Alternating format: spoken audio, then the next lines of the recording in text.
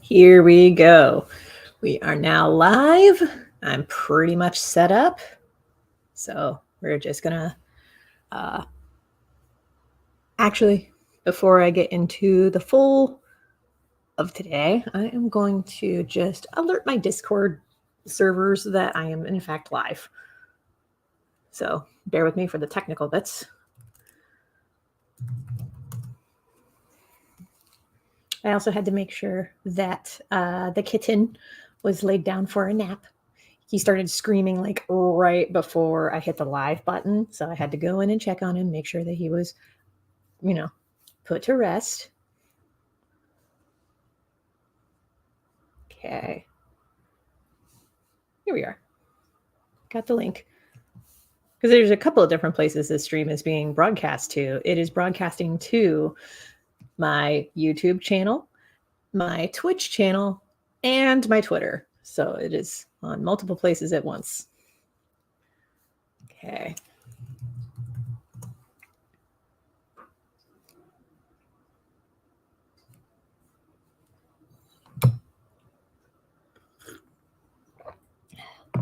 I don't know how many minutes this is going to take, so bear with me. Oh, today's tea selection is decaffeinated Earl Grey with a smidge of honey.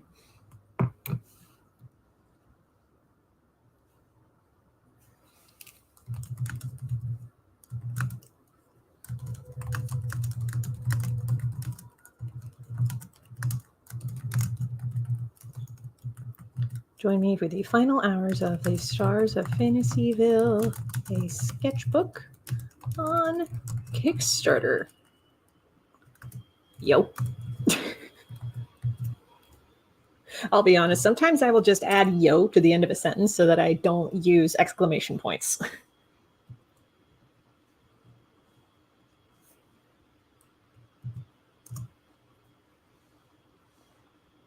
Okay. Just going into some of the Discord servers that I have or that I am a member of and just sharing links.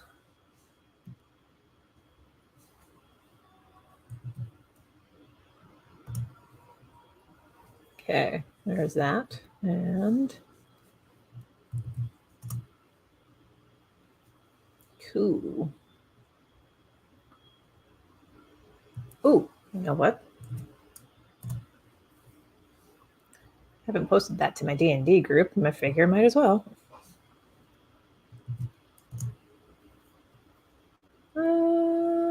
Yeah. Cool. I think that's just about all of them. There we go. Okay. Oh.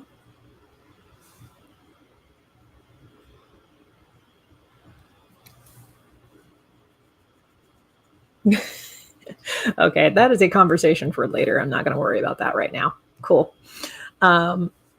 Okay, now that I have some of that taken care of and out of the way, also, hopefully you're over here from Instagram because I did an Instagram live about an hour ago.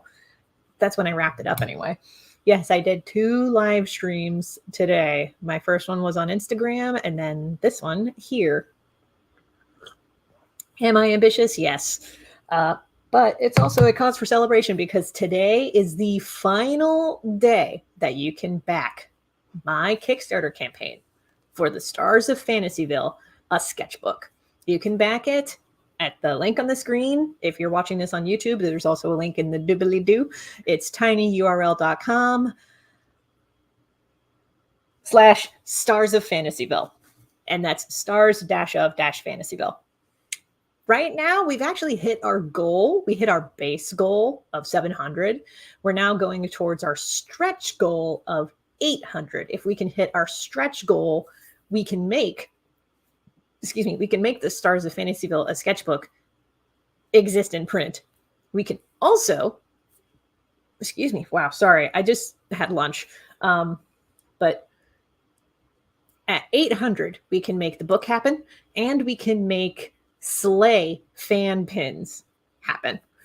And the PDF, The Legend of Jamie Roberts' Captain's Log, which has behind the scenes stuff That's like an expansion of the extra stuff in The Legend of Jamie Roberts Volume 1. So that's concept art, character designs, and how they evolved over time, because I've been working on this comic since technically 2014. There's also, probably sooner than that, but there's also other concept art, scripts, I have an outline for the story, all kinds of stuff will be in The Legend of Jamie Roberts Captain's Log.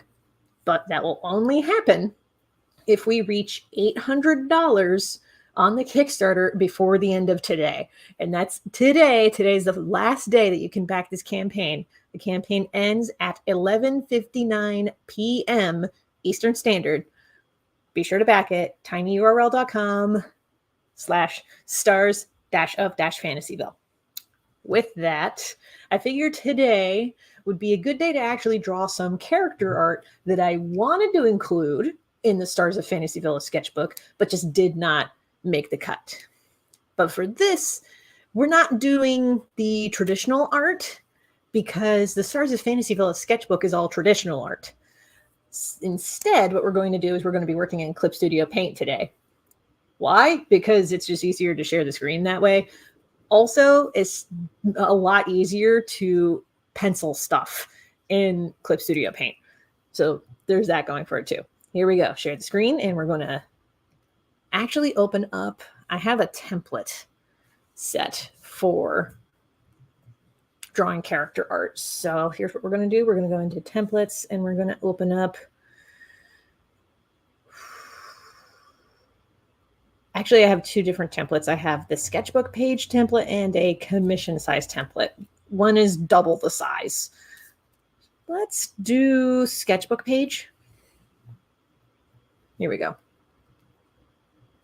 Yeah, and we're working on gray so that it's not sacrificing my eyes. Here we go. I know the first thing that I want to draw. So let me actually save this really quick because saving is important, kids.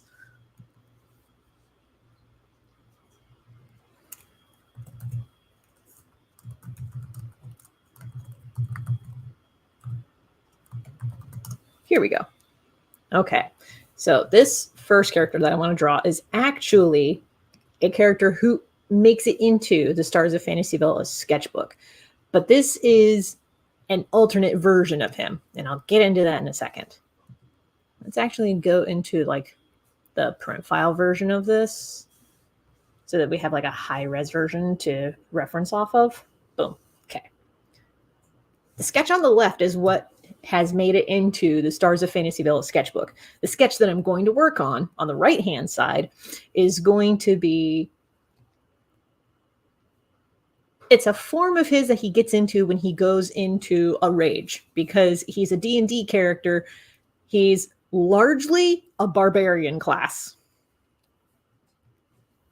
I say largely because he does have like 2 levels in fighter and then a few in paladin, but the overwhelming majority of his class structure is barbarian.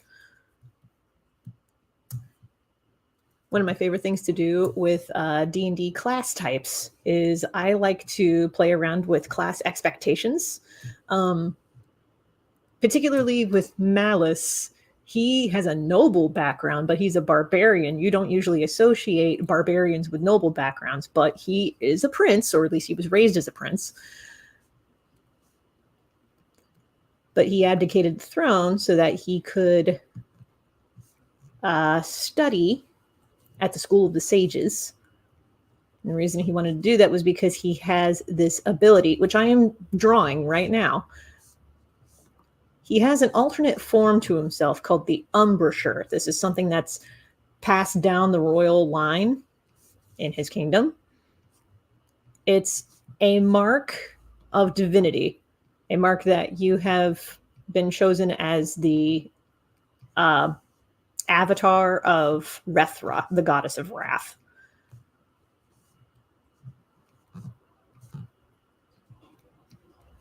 And he doesn't entirely know how to manage these abilities by himself. So he starts going to the School of the Sages because they have the knowledge that he needs to better master this skill.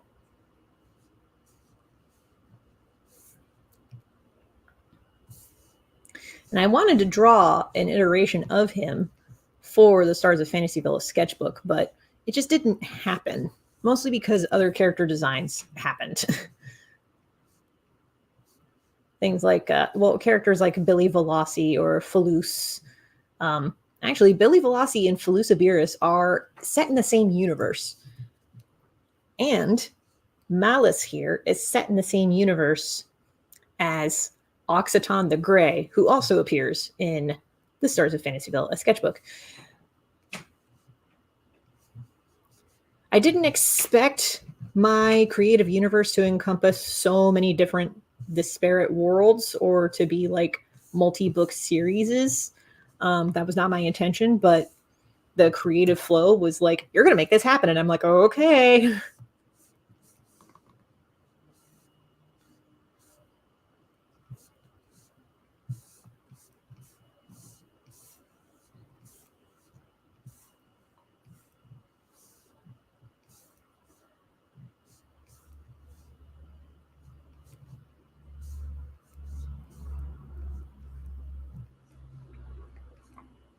So this form of Malice that I'm drawing here is his embouchure form, like I mentioned before.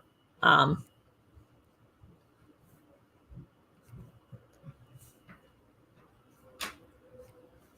if you read my webcomic, The Legend of Jamie Roberts, you might be thinking, this almost looks like a Mokta. And you're not wrong. Or at least it's the basis of a Mokta, because the embouchure is going to have like black midnight skin and white eyes, which is also a similar design to what I use for the Mokta. My justification for that is I was really inspired by Kingdom Hearts. So that's just going to be something that appears in my stuff.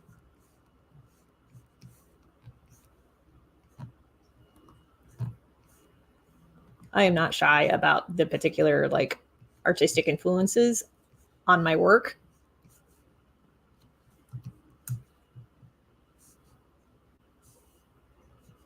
I'm actually going to take a second to just draw the gesture out rather than focusing on nitty-gritty details.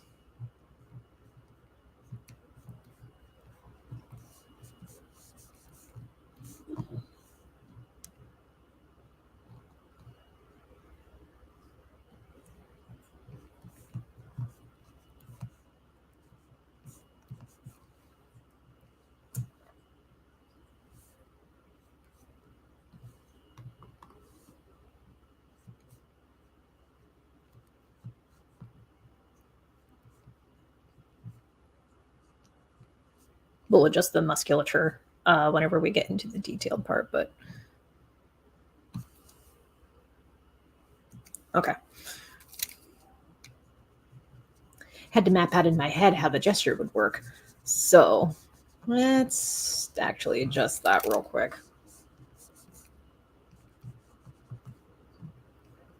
For anybody who listens to a podcast that I co-host, The Fourth Leg, you may know some details about this particular character because I talk about him in my campaign updates. We do campaign updates at the start and ends of our seasons on The Fourth Leg, where we talk about our homebrewed campaigns and particular systems that we're building in.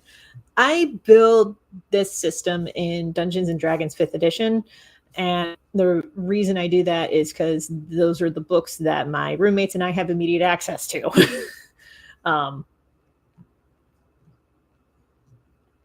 And that was the system that they wanted to play in. So I went with it. I've been having a lot of fun with it, but D&D 5e does have some marked limitations. And if you want to know what some of those limitations are, we do touch on them a little bit in The Fourth Leg.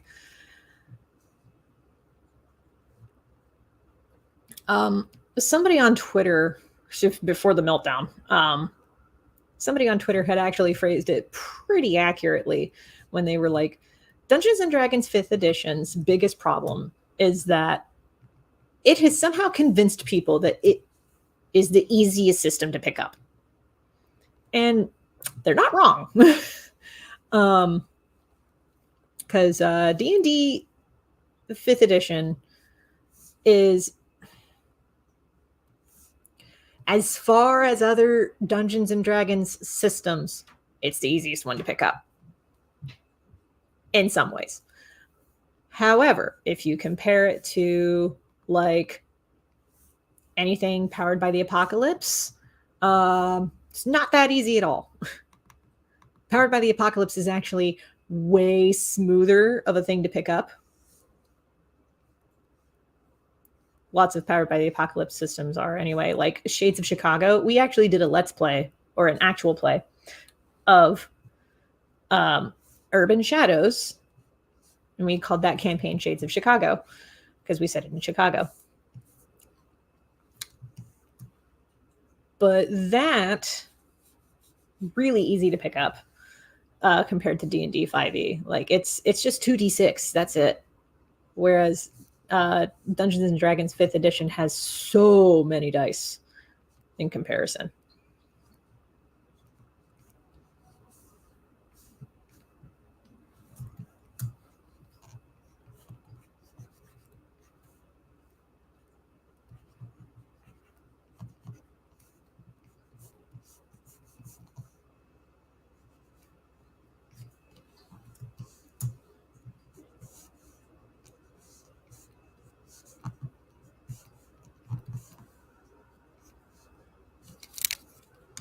I'm actually going to adjust this back leg here.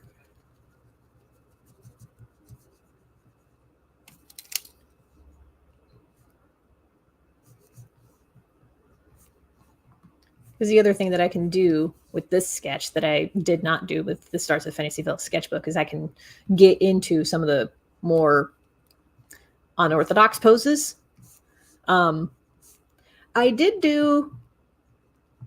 I did my best to make the gestures in the Stars of Fantasyville sketchbook like as unique to the characters or something that the characters would do.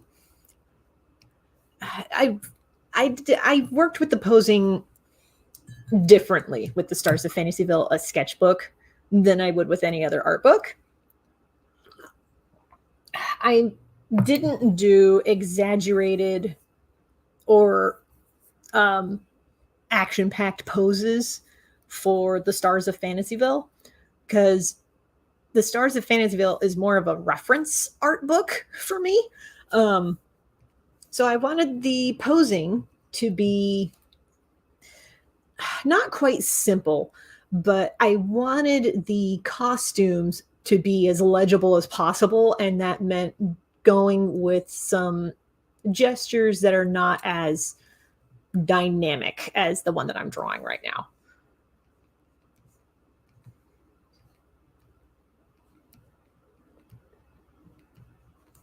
Also, hi, Carlos. I see you in the comments. I might actually change the orientation of this canvas. Yeah, I think I'm going to change the orientation of the canvas. I'm so used to working in tall, but this particular pose requires it to be wide, so I'm going to adjust that real quick.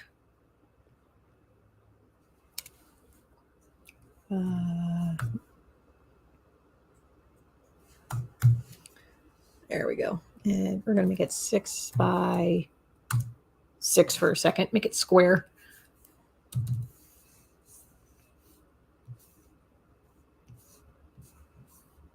Okay. Move the pencils over a bit. There we go.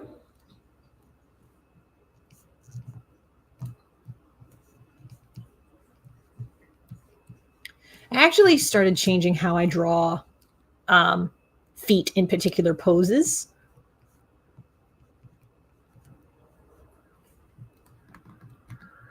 And the biggest change that I've done is the heel. I'm not making the heel a wedge. I'm making the heel a ball shape in the layout phase. That's actually been helping a lot more for me. I find imagining the heel as a ball a lot easier to work with because honestly, when you look at a foot from the underside, the heel is a ball. It's just that it's a ball attached to a wedge. So there you go. Unlocked a secret for working with feet. You're welcome.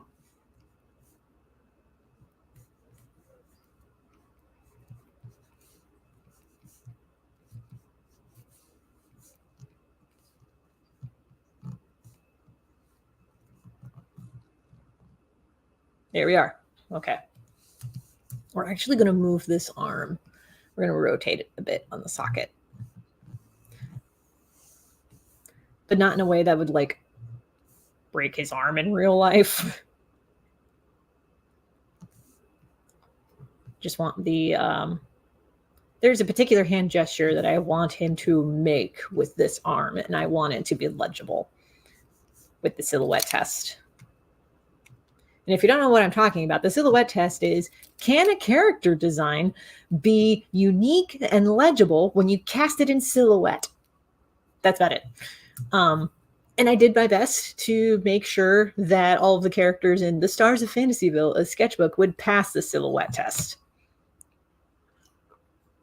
Say what you want to about the character designs for the Stars of Fantasyville. They have unique silhouettes.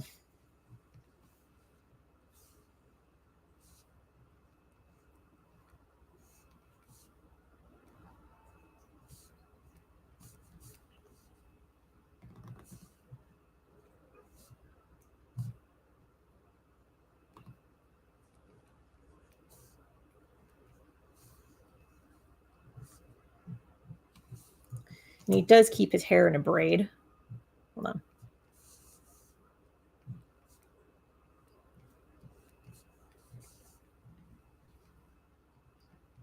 This is something that he picked up from his wife. This is a cultural signifier from his wife's culture, that married men don't cut their hair, but they do keep it braided.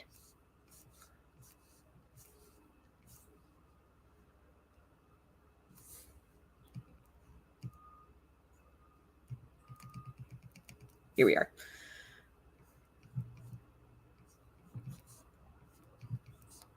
You know, speaking of character designs, I actually started working on a print with this character and his wife not that long ago, but I still haven't finished that print. I should do that sometime.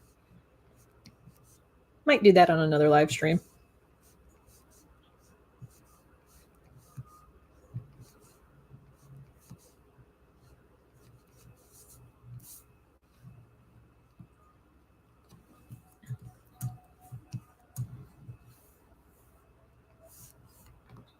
Ooh, now that we have the gesture, hold on, I gotta draw the hand. All that posing and I didn't draw the hand.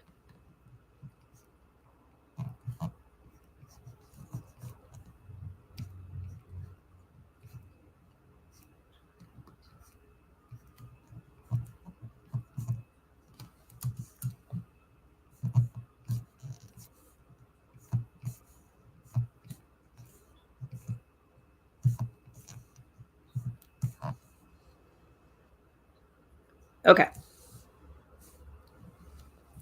Okay, now I'm gonna do some costume layouts, and I'm gonna draw that in a different color.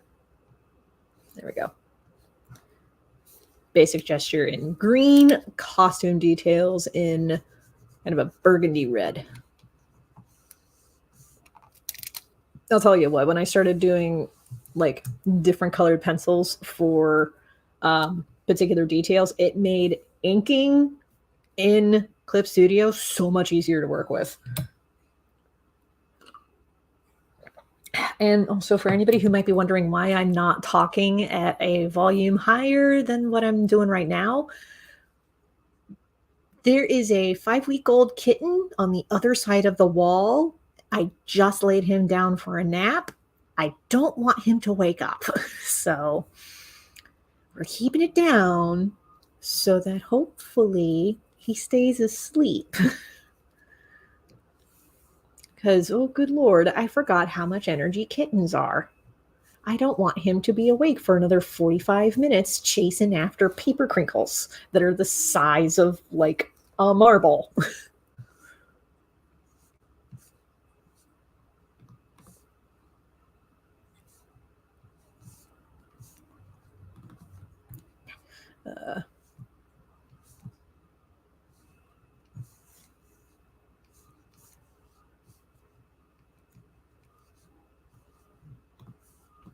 Actually, we're going to have his ring kind of...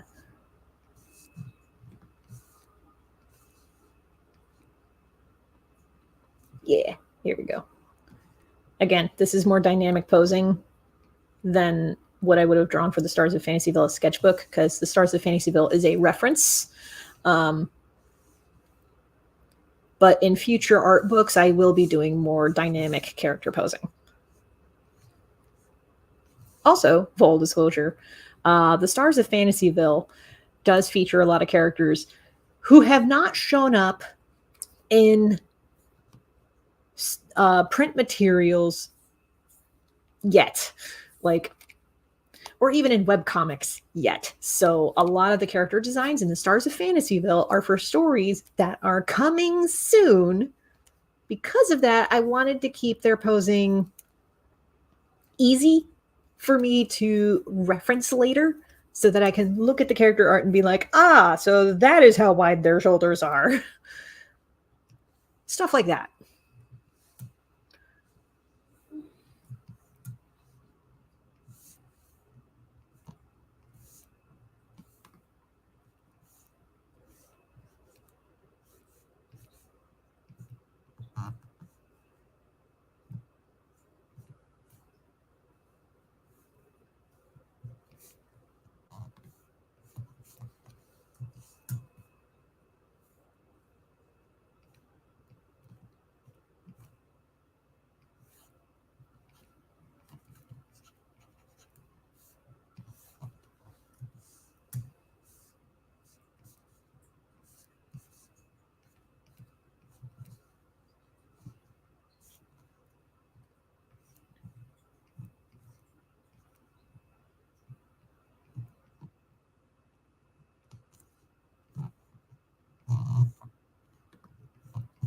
Here we go. Again, imagining the heel like a ball has helped a lot.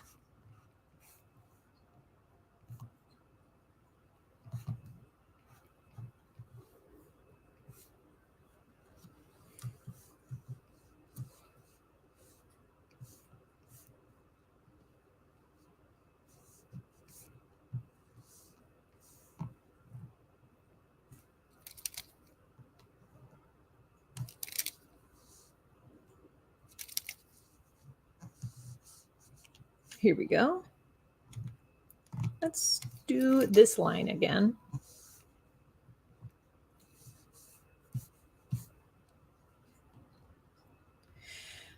I penciled in those male nipples, and yet, when we get to the inking stage, they're not going to be there. Dang. I was hoping to include them despite the Twitch algorithm. Or despite Twitch as a platform.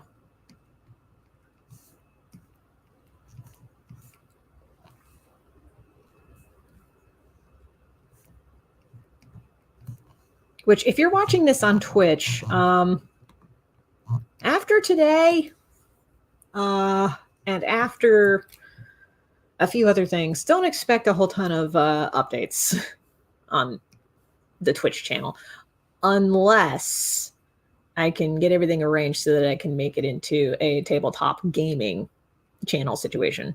We'll see. I have noticed that a lot of artists who were streaming on Twitch almost exclusively are migrating over to YouTube. It's quite conspicuous. The los to a zine near you. Yeah. Yeah, probably gonna do another character art zine with like super dynamic, like action poses and those kinds of sketches. I'm thinking about it. I want to do a number of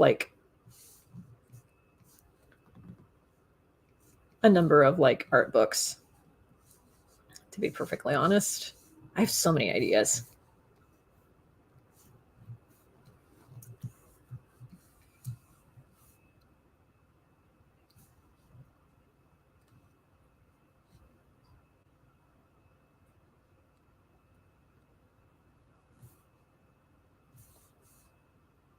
Okay, I had to map it out for a second. I was like, hold on, lost track.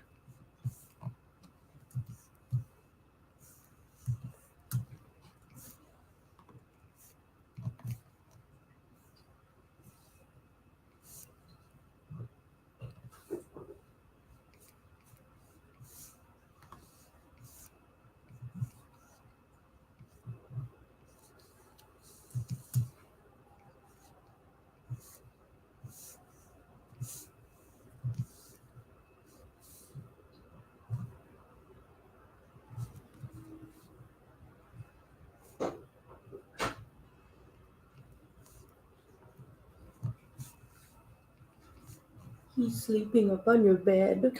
He's sleeping on my bed? Mm-hmm. How close is he to the Brie lump? Probably like that far. Okay. He's on the very end of the bed, and she's by your pillow. Oh goodness. Oh, for context, because she wasn't on camera, she had her arms like this wide. Oh, but we had to move the kitten into my bedroom because he was previously in the laundry room, but we need to do laundry today. So we just moved him into my room for a bit. He has somehow found his way out of the box again. He has a little safety box that has his like food, water, and litter, and his lovey, which is just a bean bag that we heat up in the microwave so that it stays warm to keep him warm while he takes a nap. He found his way out of the box and away from his lovey and onto my bed, which, you know what, kudos, because that is not easy for a kitten to climb. And he just got himself at the foot of my bed, and he's curled up and laid down for a nap. It's very cute. I'm also very surprised that Brie even like let him up on the bed, but she's also under my covers. Calmed out. Yeah. Brie's also asleep and under the covers. So, yeah. So she hasn't seen the baby boy yet. So I'm keeping an ear out for when that happens. Yeah. Yeah, thanks. I'm going to try to do the same. Just keep an ear out in case he does wake up.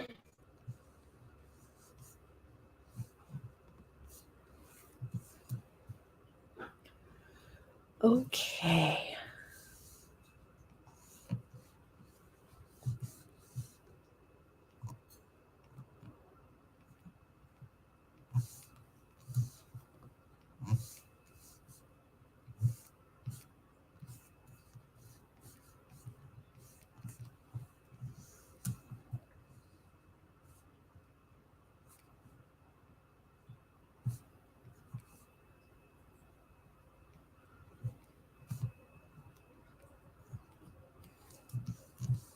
Here we go.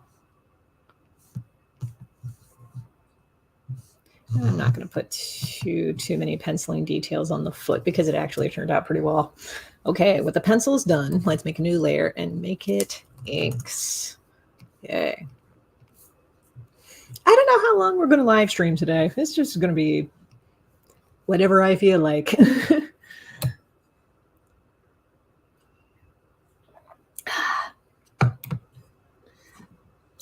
For folks who are watching, I am doing this live stream to let you know that these are the final hours for the Stars of Fantasyville, a sketchbook on Kickstarter. It's my newest art book. It collects a whole bunch of character designs for my comics, my role-playing games, and a bunch of stories that are not even out yet. All of these character designs are for those stories, and they appear in the Stars of Fantasyville, a sketchbook. This is the final day for the book on Kickstarter. We've reached our base goal. We're now going for stretch goals. If we can make it to 800, we'll get the book out, plus we'll make the Slay fan pins and the Legend of Jamie Roberts Captain's Log PDF, which has a bunch of behind-the-scenes stuff. So if you would like to pre-order a copy of yourself, or if you would like to pre-order a copy for yourself, words, brain is mush, but if you would like to pre-order a copy, if you would like to order a commission, if you would like to get a bunch of convention exclusive gear, head on over to tinyurl.com/stars-of-fantasyville. Link is also in the YouTube doobly-doo, and if you're watching this on Twitter, it's in my profile. Just head on over, back, and support the campaign. Today is the last day that you can do it. The campaign ends tonight at 11:59 p.m. Eastern Standard. Just letting you know. If we can make it to 800, we can make a bunch of new stretch goals happen. If we make it to 900, there's even more stretch goals that can happen. I have a whole bunch of stretch goals lined up. I don't know how soon we can get to any of them, but if we can make it happen, that'd be great. All right, so actually, let's turn down the pencils even more. There we go. Okay. I've actually started turning down the pencils. I usually have them at 50% opacity, but I've been reducing them down to 15 lately because I find that when I do that, I'm able to be a lot more loose with my inks, and I'm not redrawing the same line over and over again unless I am on the wrong tool.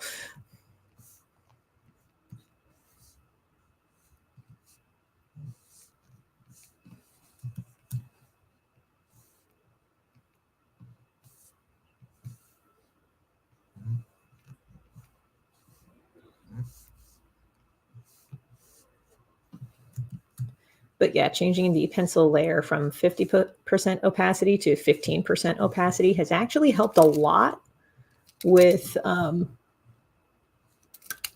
curbing the undo function and how often it gets used. Here we go. Now, at some point when we get into the color flat stage, some of these lines that I'm drawing are going to have to go from black to white, and I'll show you a trick for how to do that when we get to that stage. We're not there yet.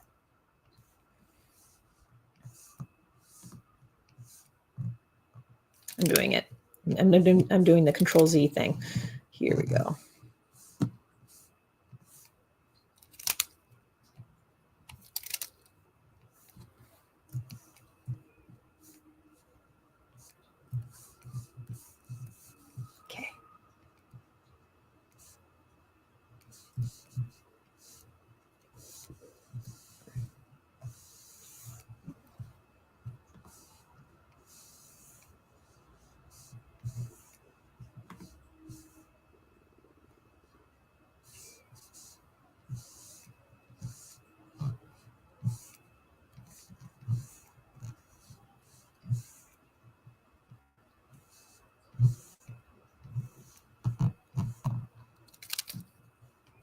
Okay, we're actually going to erase some of these jaw lines here.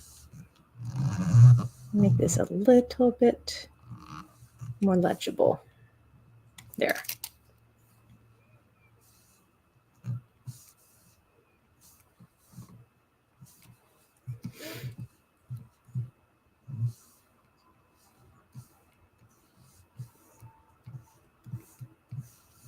So the cool thing with the backstory for this particular like Super Saiyan form, for lack of a better euphemism. So this form that I'm drawing for Malice here is what's called the Umbrisher form. It's a manifestation that states that he has been chosen as an avatar of Rethra, the goddess of wrath. And the reason that it shows up like this is because of events that happen in a novel that is a stretch goal for the Stars of Fantasyville sketchbook. The novel is called The Name of the Forest Spirit. It's actually pretty much done. The stretch goal, I think it's at $900. If we raise $900 on the Stars of Fantasyville, a sketchbook, you will get access to the early access PDF for The Name of the Forest Spirit. There are events that happen in that story that play into the backstory of Malice here. Because the Name of the Forest Spirit follows an elf by the name of Occitan the Grey. And his journey is he is trying to rescue his people who have been kidnapped by the Brotherhood of the Demon Lords for basically slave labor. The Brotherhood of the Demon Lords want to unleash the Demon Lords onto the world. And they specifically targeted Occitan's people to do the labor of digging them up out of the mountains. And there are reasons for that. It's detailed in the book. The book will happen, and you will get early access to it if we reach $900 in funding on the Stars of Fantasyville sketchbook. At least the immediate access to that PDF will happen. If we do not reach that goal, then the Name of the Forest Spirit is going to get delayed in its release. Just full disclosure, like the book will happen. It's just if we reach $900 on Kickstarter today, the book will happen much sooner. But if we don't make the goal today, the timeline's just going to be delayed.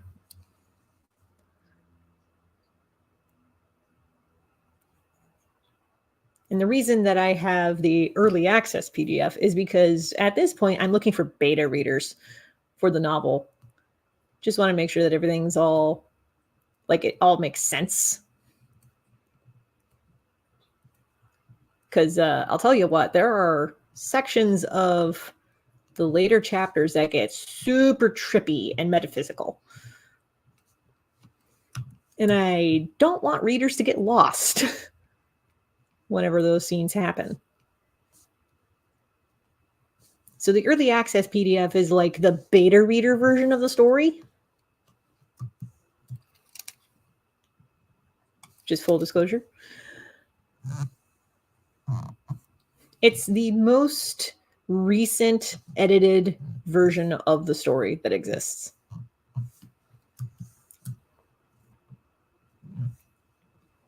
Having said all that, the events that happen in the Name of the Forest Spirit are Malice's ancestors' exploits. So everything that happens in the Name of the Forest Spirit is like 1,000 years before Malice is even born.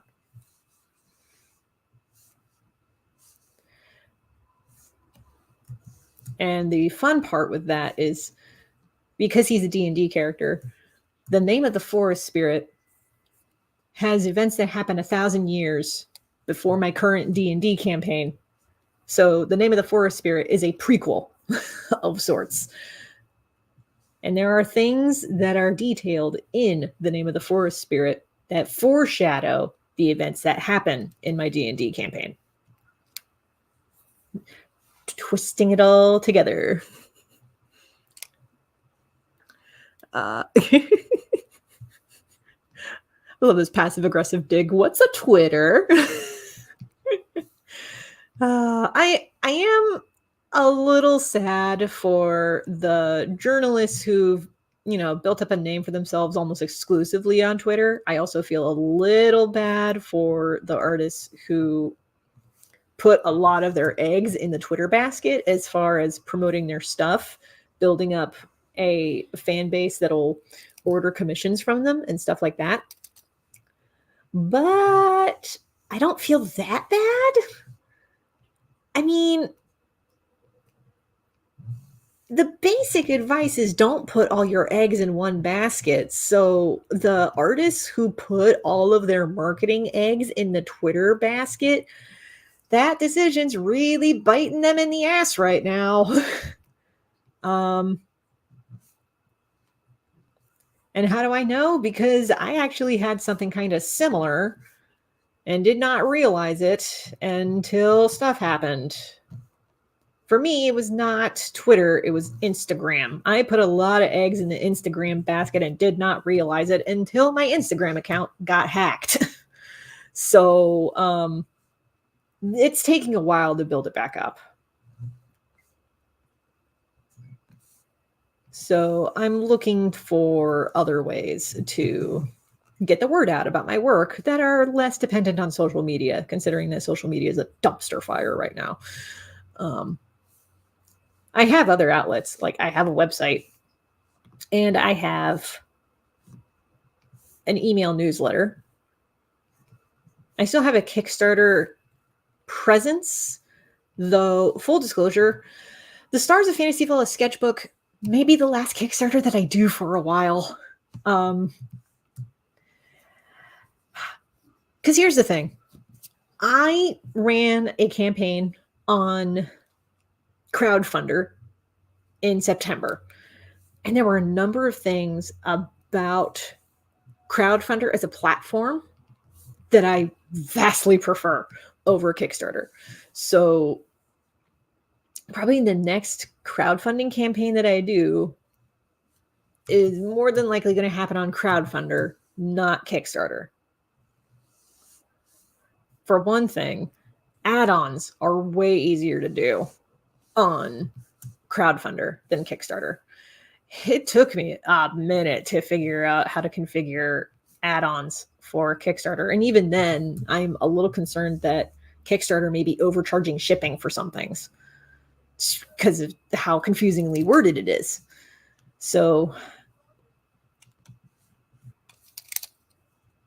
if you don't want to pay too much for shipping, my best advice to you is get the digital rewards, stuff like commissions, subscriptions to any of my clubs, the digital club, zine club, pin club. Those, the math was easier to do for those.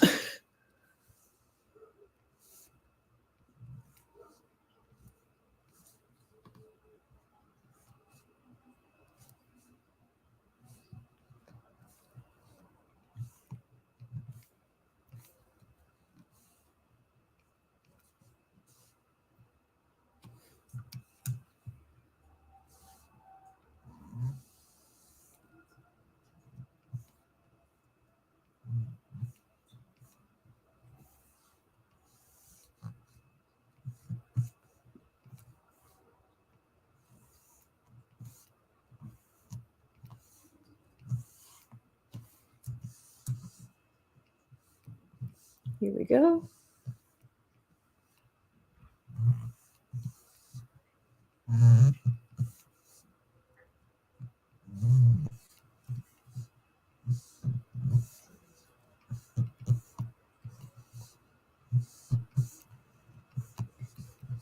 Might be wondering, how many characters am I going to draw in today's live stream? And the answer is, I will draw however many characters I want. The stream will last as long as I want it to.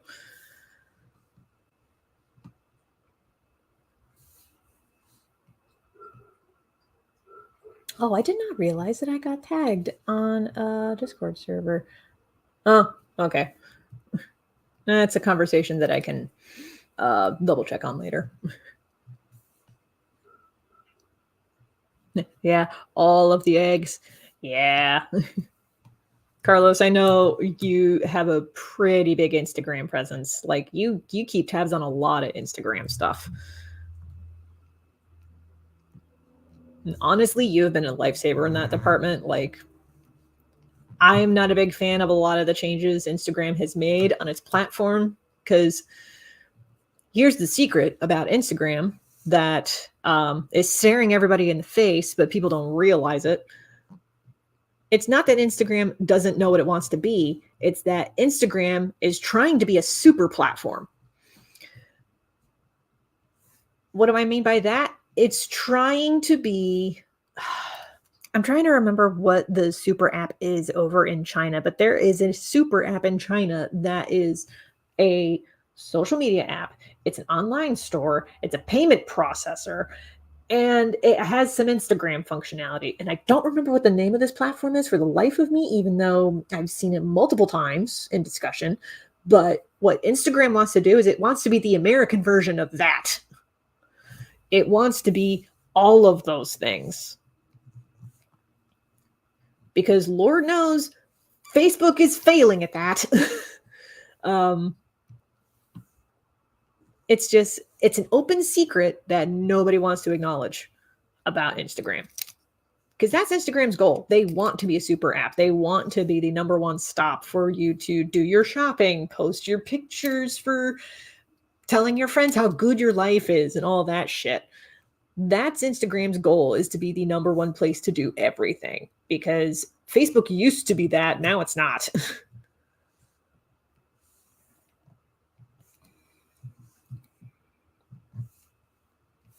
Do I think that's a smart idea to make Instagram a super app?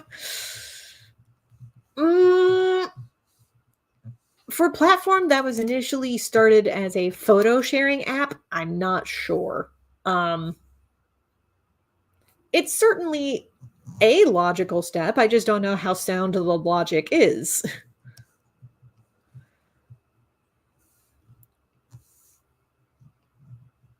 That said, I'm not going to put more eggs in the Instagram basket than I absolutely need to. That doesn't mean I'm going to put a lot of eggs in TikTok either, because people are talking about banning TikTok again. Whoop.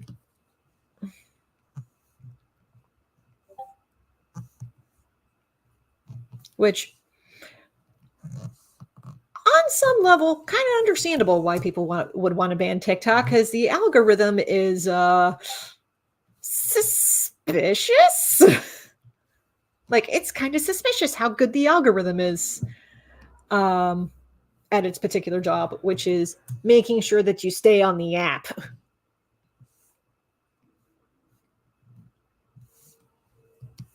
However, TikTok, not very good at the ad department. And I'm saying this as somebody who switched their TikTok account from personal to business. I might switch it back, but we'll see. Part of the perk of having a business TikTok account is that you can see how quickly likes and comments accumulate. So you can see, like, you have data for that sort of thing. That's kind of hard to get with a personal account. That said, not sure that I would want to run ads on TikTok, because ads on TikTok, really easy to skip over. I can't run ads on Instagram, because running ads on Instagram requires having an active Facebook account, and I deactivated mine ages ago.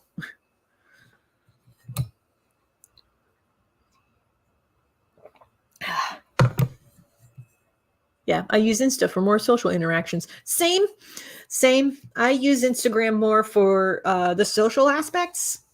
Like, I do use it as a kind of platform to let friends know, hey, I have a Kickstarter running, that sort of thing. Which, by the way, I have a Kickstarter running. Today's the last day to back it. Links on the screen. But outside of that, I don't know. I think I'm gonna do a thing that I did last year with Instagram. The thing I did last year with Instagram was I went on a hiatus in December and just did not post anything on Instagram in December. And I'm thinking about bringing that back so that I can have a break.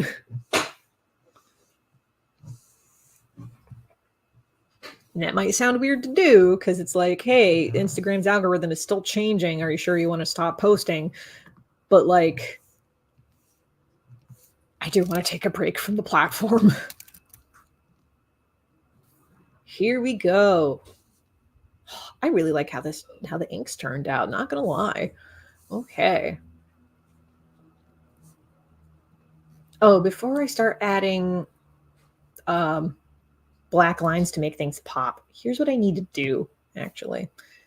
I need to make a new layer and call it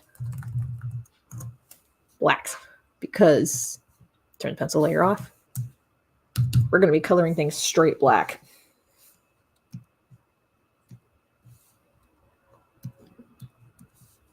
With Clip Studio Paint, very important that you do black layer like on a separate layer, even separate from colors. Because when you try to add color on the same layer as you add blacks, the color, regardless of how you set your paint bucket tool, is going to bleed into the black. I've learned this the hard way. Oh, here's what I'm going to do. I'm actually going to turn the opacity down on the black layer so that I can see where the lines are. There we go.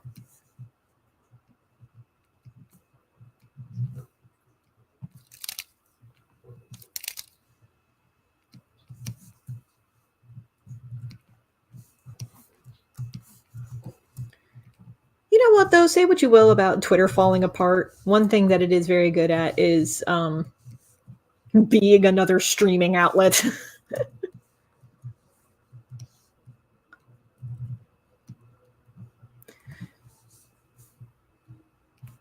I say it's very good at that because I don't have to deal with Twitter comments while doing a live stream. That's really nice.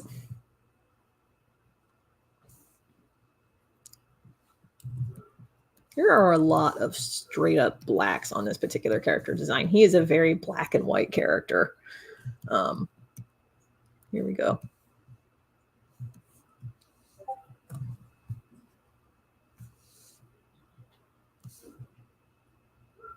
I don't want to say his morality is super duper black and white, but he is definitely...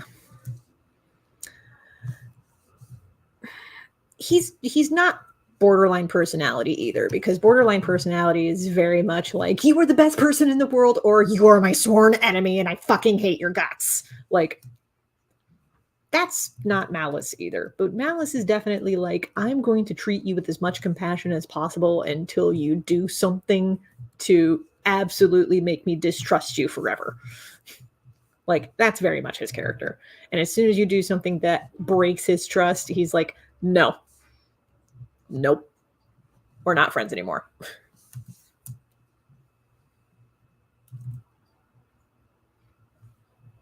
Oh, his braid. I almost forgot his braid.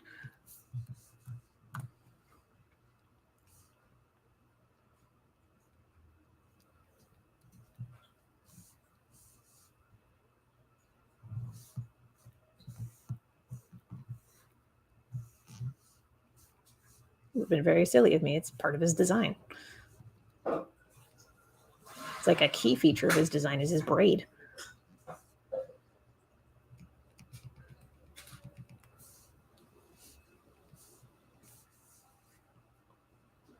One thing that makes a black and white character design easier is that, hey, super fast to color in.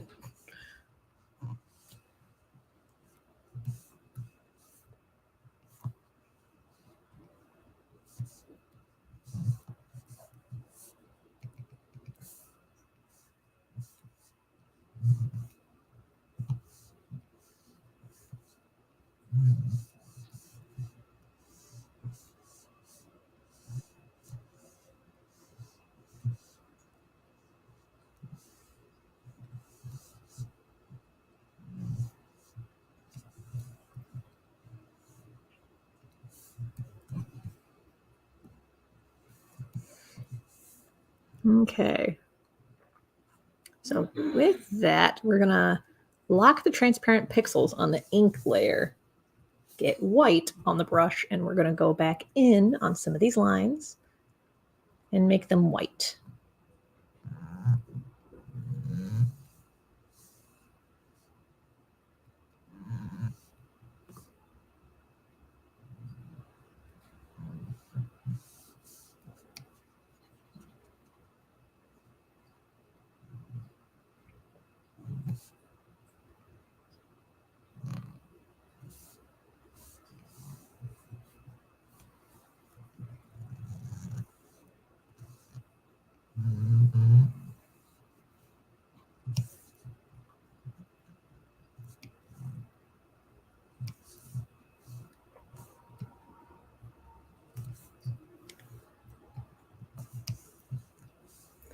So part of the reason that his embouchure or his rage form appears like this is because of the particular barbarian class that he is in D&D. He is a Path of the Zealot barbarian, which I figured would be fitting, being the avatar of the Goddess of Wrath. So to signify that he is, mechanically speaking, in a rage, I figured his character design would change when he's in a rage form. And this was the easiest way to do it. And also the coolest way to do it. And to signify that he is a Path of the Zealot barbarian, where he gets his powers. He gets his rage powers from his divine connection to the goddess that he represents as the avatar.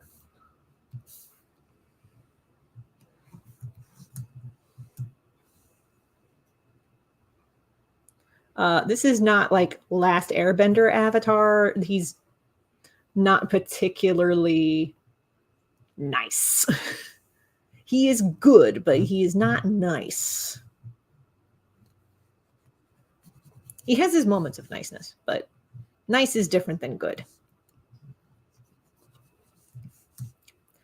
Like that song from Into the Woods. Nice is different than good.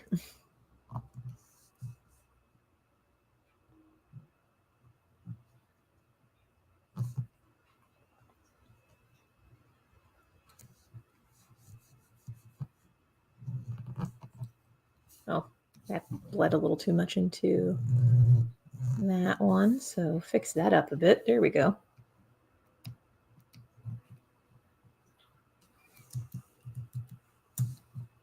Oh yeah, we gotta differentiate the lines on the claws so that we can tell that there are fingers.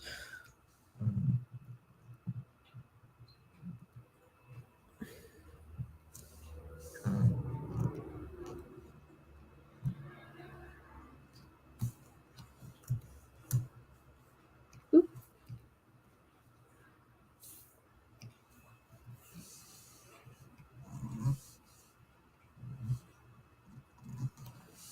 I was checking the comments section, going back to the discussion of social media. There was actually a article in the Atlantic talking about the death of social media, and I'm like, it's a little overdue, if you ask me. Social media as a concept really, it worked better when it was social networking, but social media makes it super duper easy for anybody on it to be like, I must be important, so I must be a star, so I have to do everything that I can to make myself a star. And I'm just over here like, let me draw comics. Let me draw comics into art, and if other people find my stuff, that's great.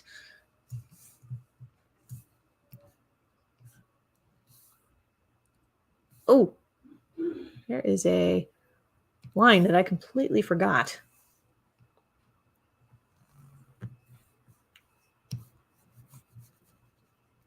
That one right there.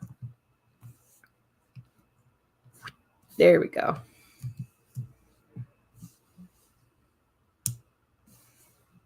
Okay, so we're going to make a new layer, and we're going to call this one color flats. Easiest way to do this, wand tool. Select the negative space around the character in as many places as possible. Oh, is Bree up? Mm-hmm. Okay. Hi, Bree. I'm sorry that I closed you in the room with the baby. I imagine she was very startled. She probably was very startled. Like, baby? What? What? Box? What?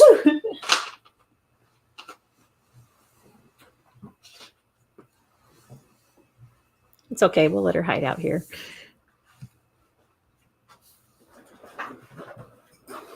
That'll work.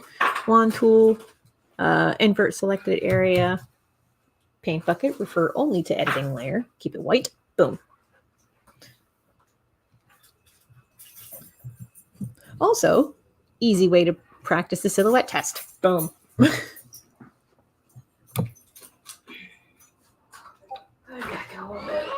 Okie dokie, I will be here. Remember the code word. M&M's. Hi, Boo. Oh, both of the ladies are running around today. Boop. That actually takes care of most of the colors. Because, again, black and white character design. So, boop. Okay, back to this. Oh, right. The sword hilt is more of a, like a cool gray. Sorry, I had to squint at the reference for a second. It might be warm gray, actually.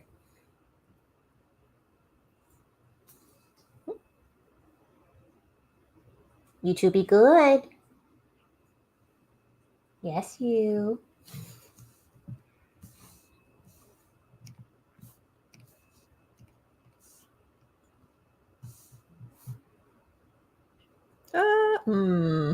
Might be a cool gray. Let's try the cool gray. No, it was warm gray. Boop. Okay. Oh, he only has the one sword out. He does technically have two swords, but in particular rage forms, he sometimes only opts to use one. He whips out two swords whenever it's like, oh, you definitely gotta die.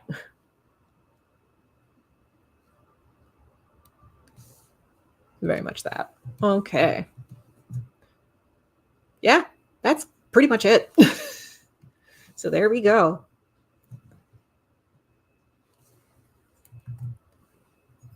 That is Malice in his embouchure form, aka when he enters a rage. I really like how this turned out. Oh, there is one more set of colors. There we go.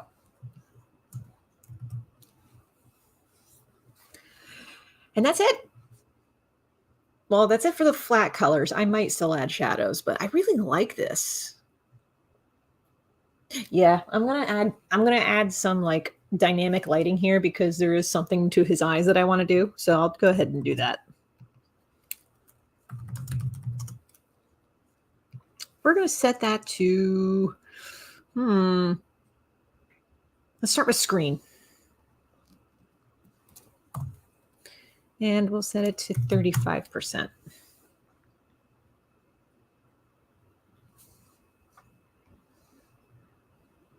Oh.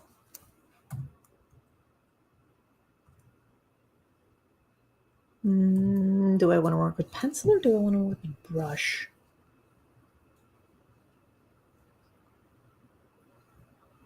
Brush. I want to work with brush.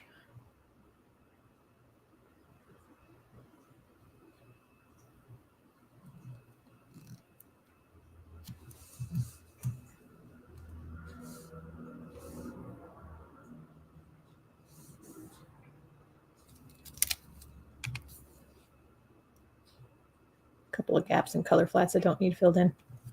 Boop. Let's actually change the light. Linear light.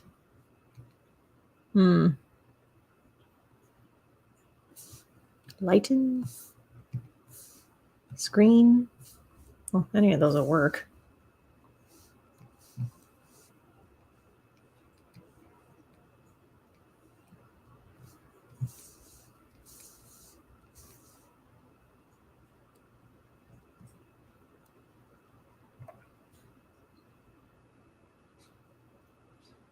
Yeah, okay.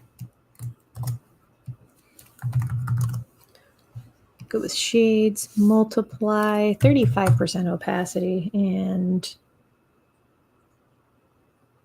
we'll do warm colors.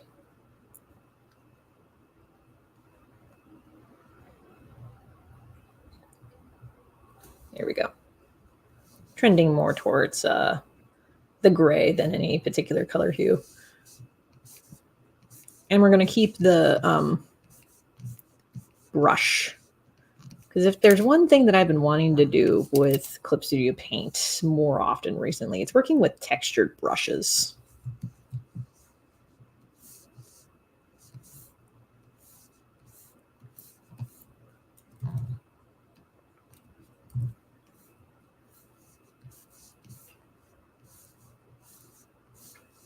Because when I was working on the Stars of Fantasyville sketchbook, I forgot how fun it was to work with Copic markers, because Copic markers have an inherent texture to them. And I forgot how much I liked working with texture until I started working on the Stars of Fantasyville sketchbook. And as I was working on it, I was like, I should do this more often.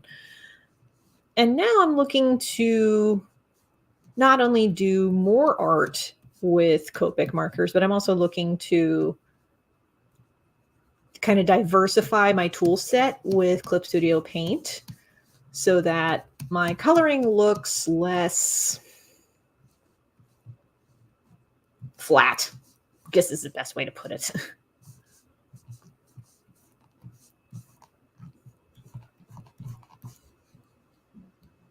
It's not that it's bad, but it's not textured the way that I would like it to be nowadays. So I'm gonna play around with some tools and methods moving forward. Of course, that just comes with the territory. As you get better with tools, you want to start playing around with them more. And now that I feel way more comfortable working with Clip Studio Paint, I'm at a point now where I'm like, I'm going to start playing around with some of the tools.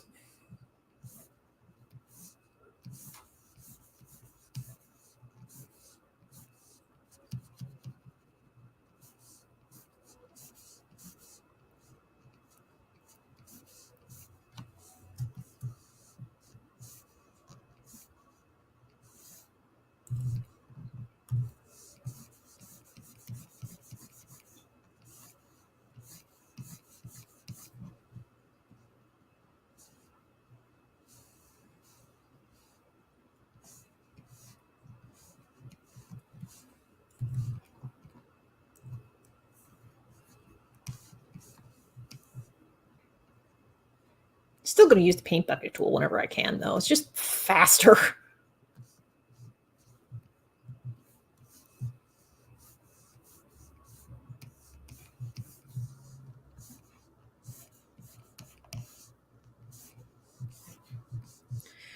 So, putting together the Kickstarter for the Stars of Fantasyville sketchbook, I put together the stretch goals the way that I did because I wanted to unlock the stories connected to the characters that appear in the Stars of Fantasyville as sketchbook.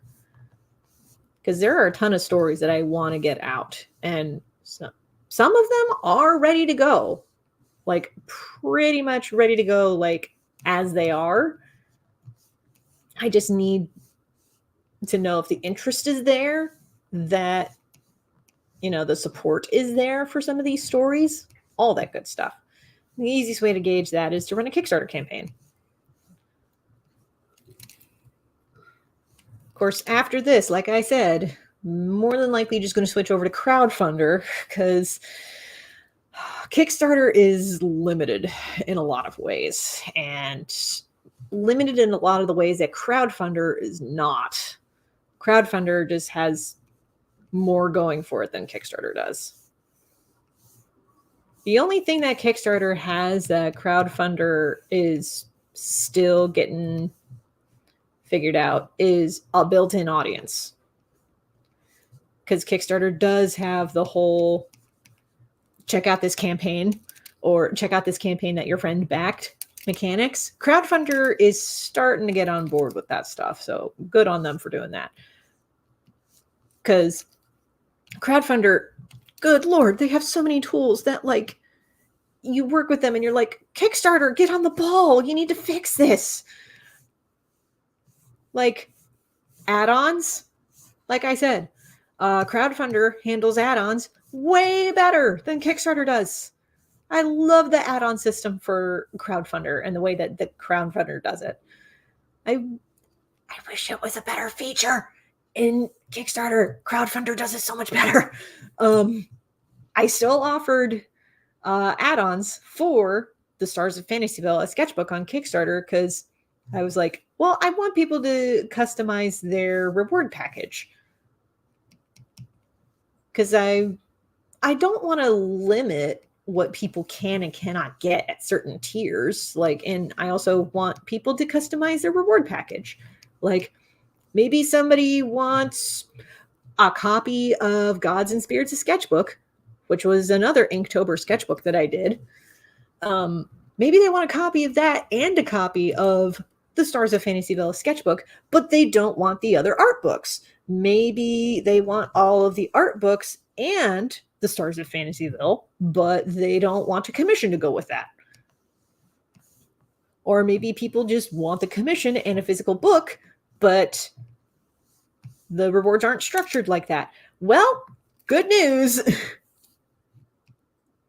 Hold on. Just realized the layers changed up. There we go. Good news. You can customize your rewards package by choosing your own add-ons. Okay, there.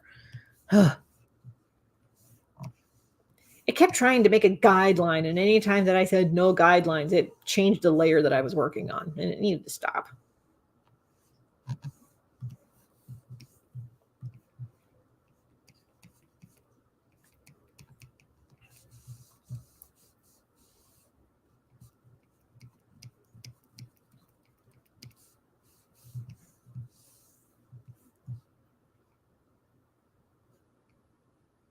Hey, Bree Bree, I see you out the corner of my eye. Don't you scratch that wall.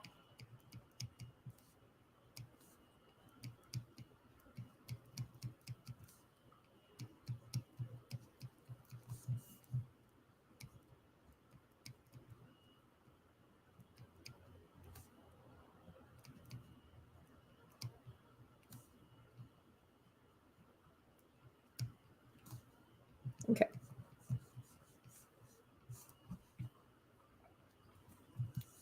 Yeah. Oh, I really like that. Heck yes. This is actually a pretty good example of a black and white commission because I can draw a full head to toe character in black and white, and it would look very similar to this actually. The exception being like with a full black and white character commission, the spots of gold would not be present, but otherwise, it would look very much like this. Like this particular kind of style. We're going to save our progress. And we're going to call that there. He is done. Cool. Okay, it is 3:18. I kind of want to keep drawing because I want to do like a sheet full of facial expressions. I kind of want to do that. Yeah, I'll do that. All right, so with him done, we'll just boop and we'll open up a new template. Oh, Bree's just jumping into a box. We're fine. Templates, sketchbook page template. I might rotate the canvas on this one though. Yeah, I'll rotate the canvas. Rotate 90 degrees. Yes, good. Yeah, we'll do it that way. Okay. Let's put this in. I have a method to my organization madness.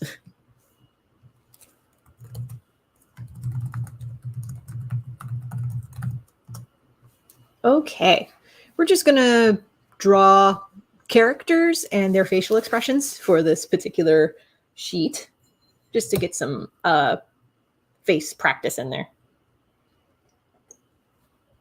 I'm actually going to start with a non-humanoid option. We're going to go into the Inktober sketches. We're going to go into the Stars of Fantasyville, and I'm going to pull up Fulu Sabiris. He's part of a short story that I wrote. I need to figure out an actual title name for it. Bree, Hold on. Bree, why are you trying to get into the closet? You trying to argue with me? Why are you trying to get in the closet? All right. Bree is telling me it's time for a kitty break. Which is fine. We've been sitting at this desk for like an hour and 20 minutes anyway. Kitty break. Oh, there's not a whole ton of floor space. Hold on. Let's fix that.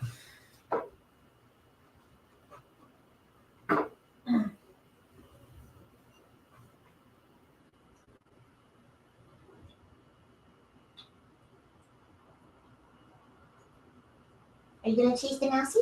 There you go.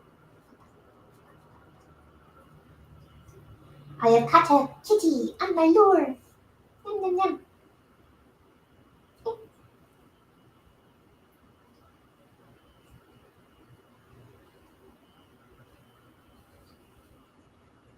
This madam is the one who will swat at the 5-week-old kitten's head if he gets too rambunctious. Really taking her role of cat mom very seriously. Boop.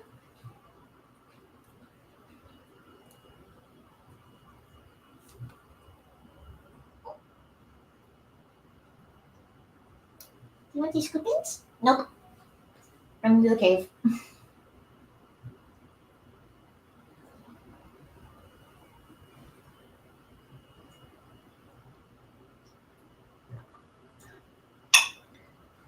Princess Mononoke socks.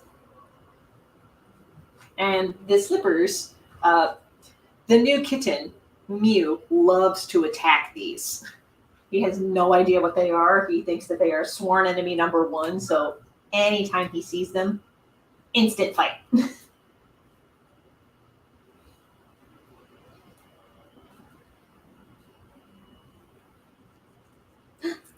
gonna kill it? Did you kill it?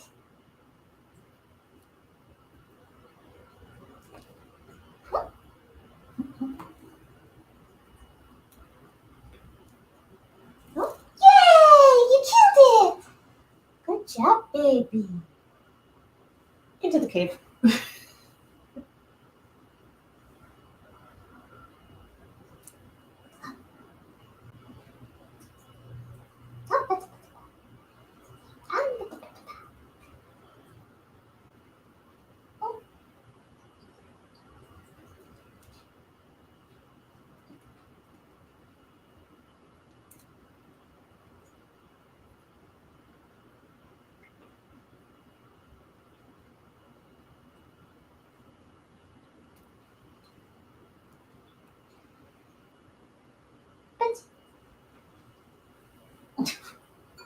Run into the cave. Every time, run into the cave. Mm-hmm.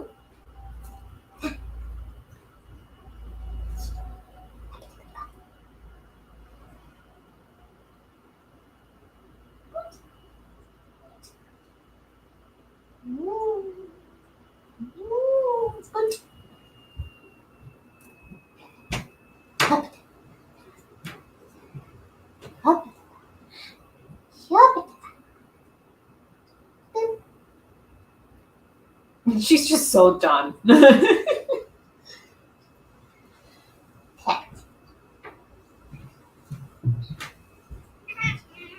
I know you don't think it when I scoop.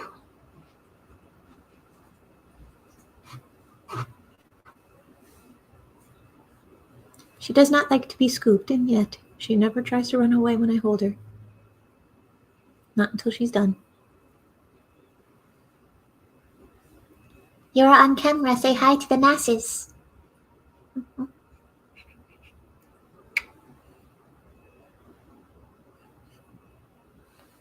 Oop, she's not going to say hi. It's fine. Here, would you like to be in my lap?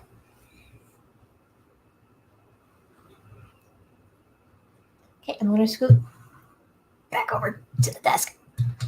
Oh, gosh. Okay. Ow.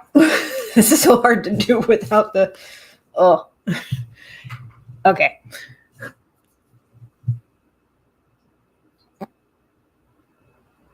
Trying to understand this comment. Hold on.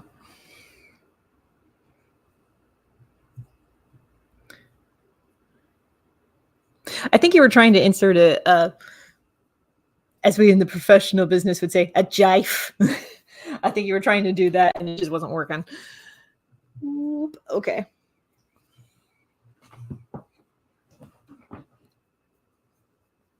Sorry, Bibri. I'm all settled at the desk now if you would like to get up in my lap.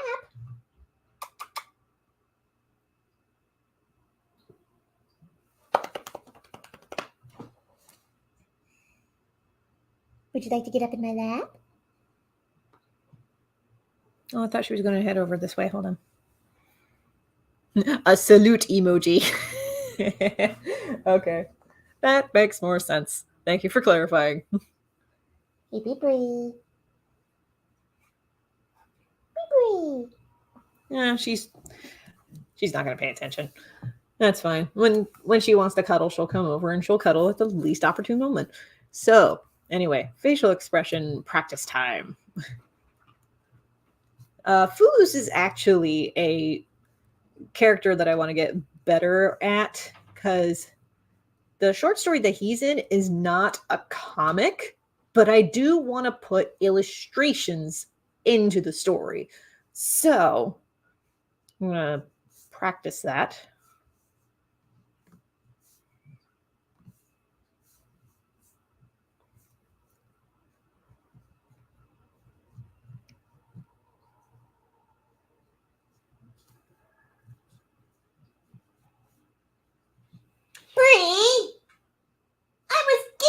ovens.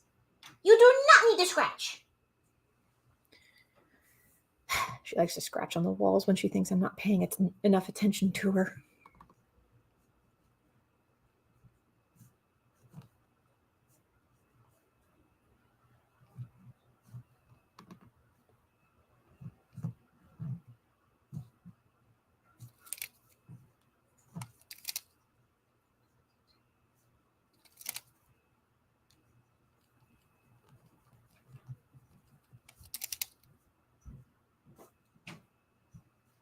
Thing about bird people is very tricky to draw them because they often don't have a chin.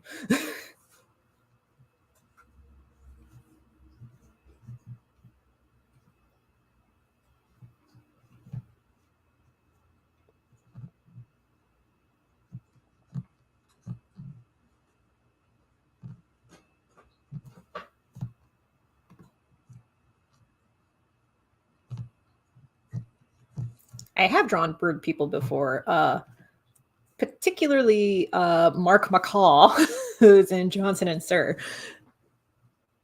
Footloose' story takes place in the same universe as Johnson and Sir, which is also the same universe as Thoughtful Dinosaur.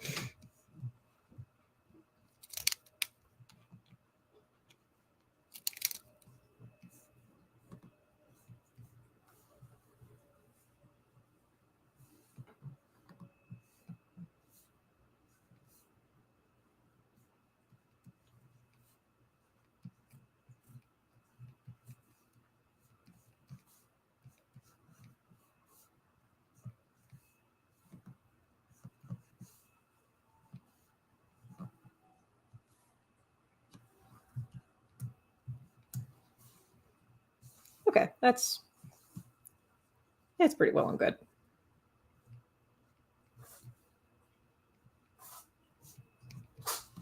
Bless you.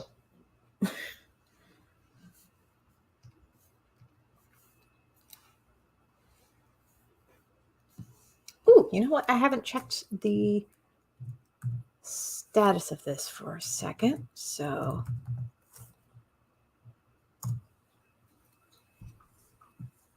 un momento. Okay. Oh man, we only have 8 hours left for the Stars of Fantasyville, a sketchbook, as of recording, because this will be recorded and posted on my YouTube channel for later. So if you missed the live stream, don't worry, it's going to be archived. But we only have 8 hours left as of recording for the Stars of Fantasyville, a sketchbook on Kickstarter. So if you would like to back the book and get a variety of character designs all in one sketchbook, go to tinyurl.com/stars-of-fantasyville. Links on the screen.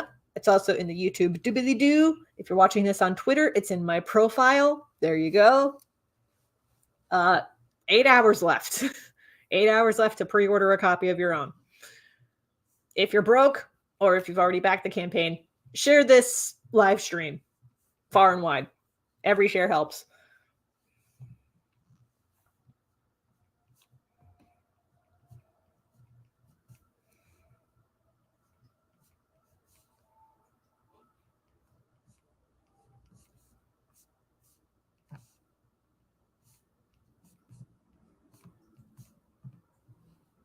Crest feathers up, just woof.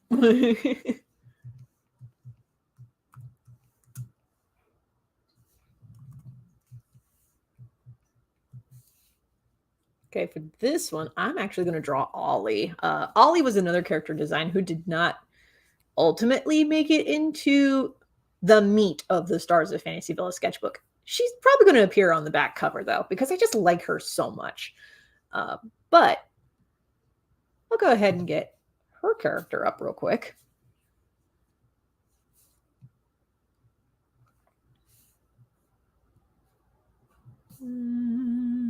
Oh, that's the... Here we go. I need the large version so that I can zoom in as necessary. Here she is.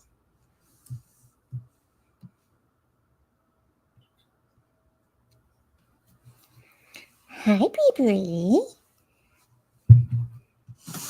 I actually did some facial expression practice with her before. Oh. Okay, we now have a baby in the lap. Hold on. A baby in the lap. Hello, baby.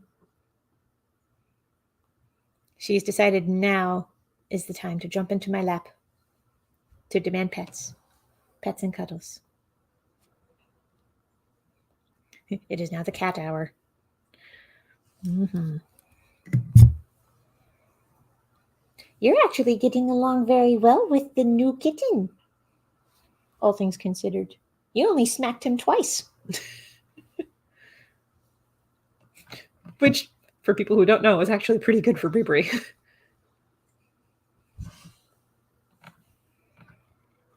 Madam.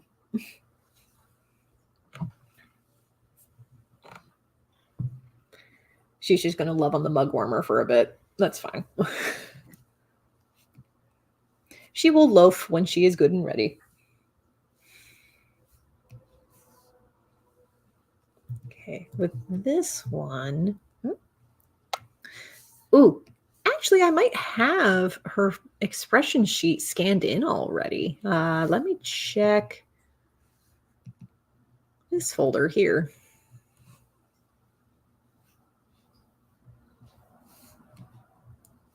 I don't think it was a 2020 sketch, but it might have been. Oh, it was a 2020 sketch. Holy crap. I thought it was sooner. Okay.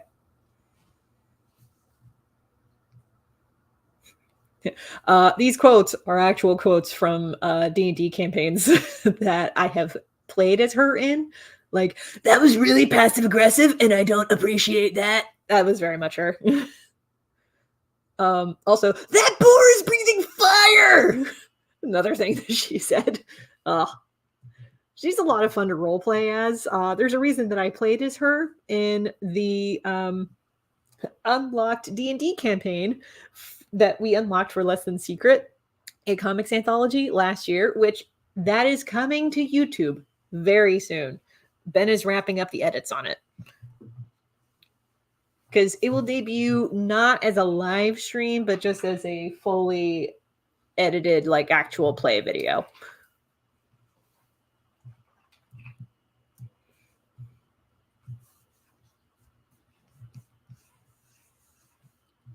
Okay, for this one, I'm actually going to draw her shouting an expression that she shouted during that Let's Play stream.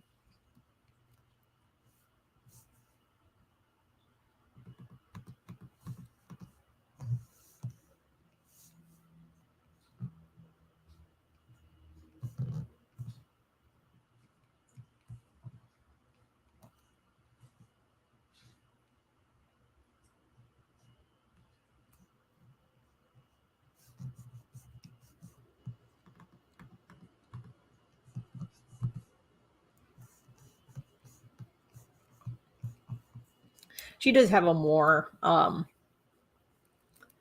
it is a tapered jaw, but it is still a strong chin.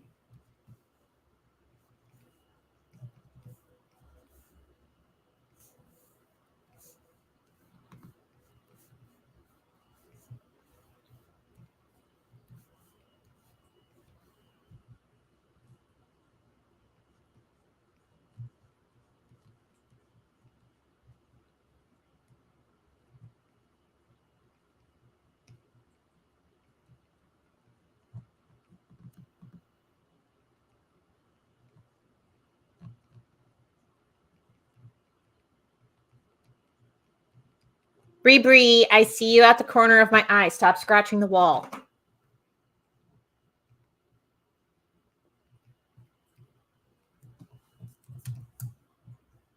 going to enlarge that hand a bit. Keep it proportional to the rest of the face and also to imply, hey, foreshortening. Boom. There.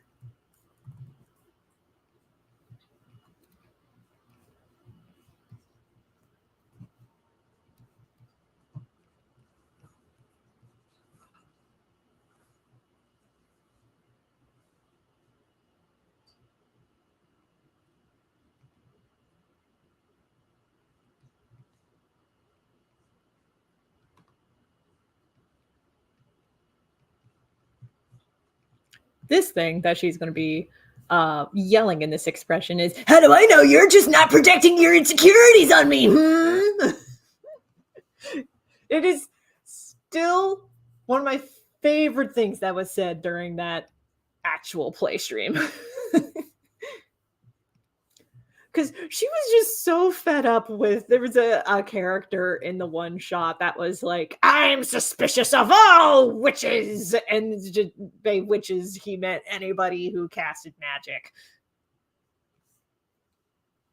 And Ollie is a druid, so of course she casts magic.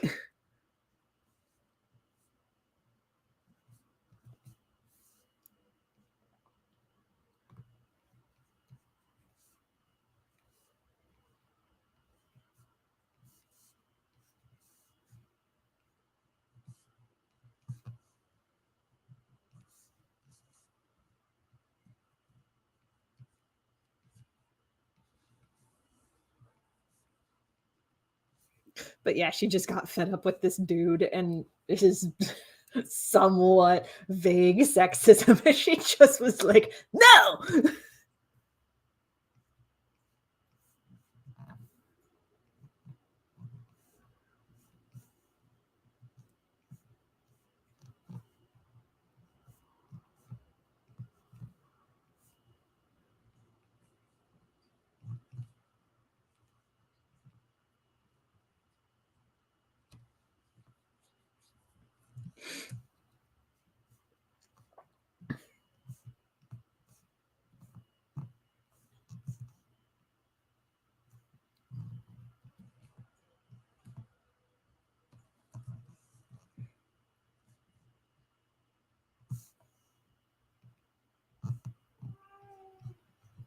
Bree, you know where I'm sitting.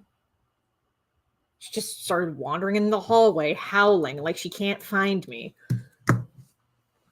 Madam.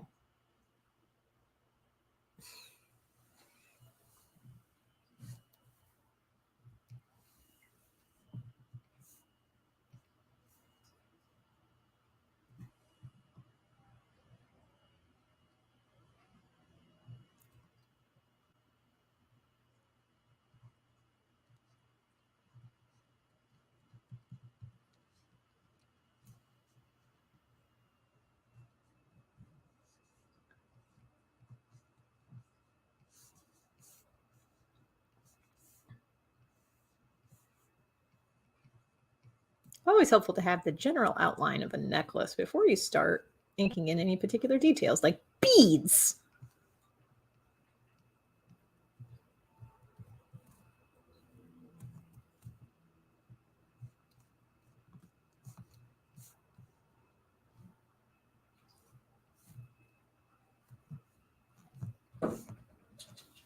Madam.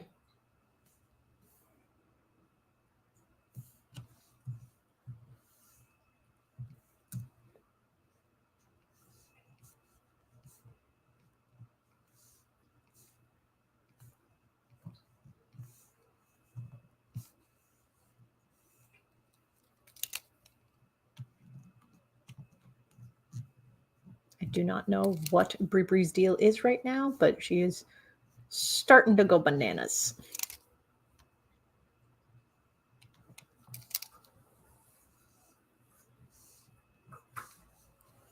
Oh, goodness. Hold on.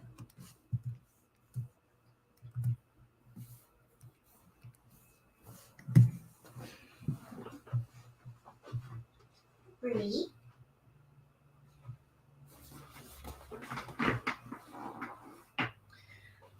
I guess it's time for another kitty break. Hold on.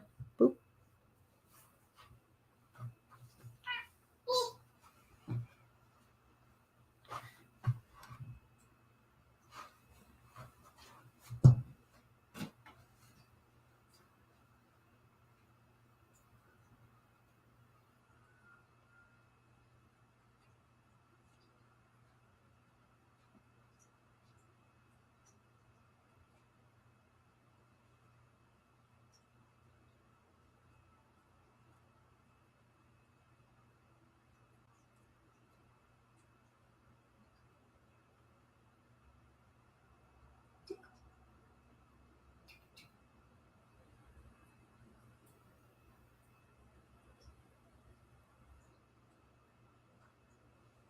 Mousy might not be cutting it right now.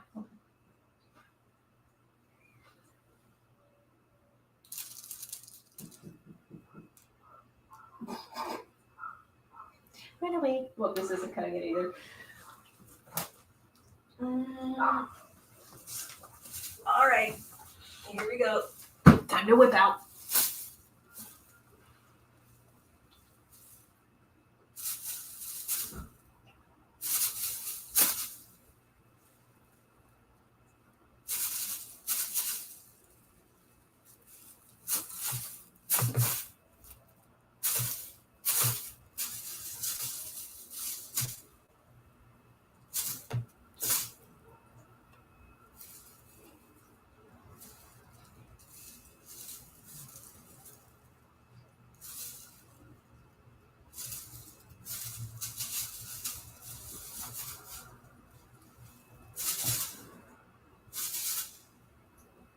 Yeah, you gonna get it? Take a break.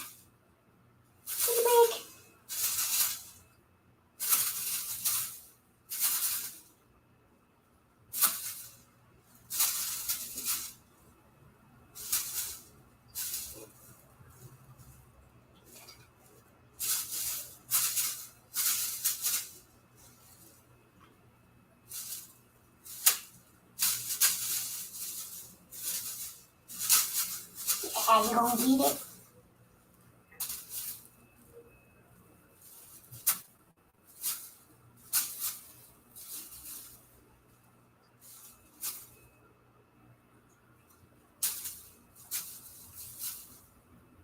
Good job.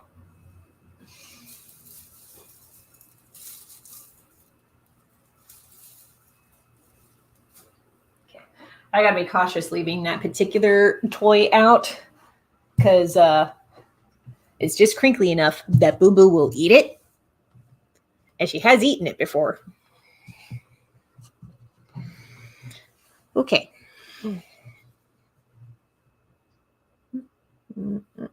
Adjusting the camera. Bear with me. Here we go. Okay.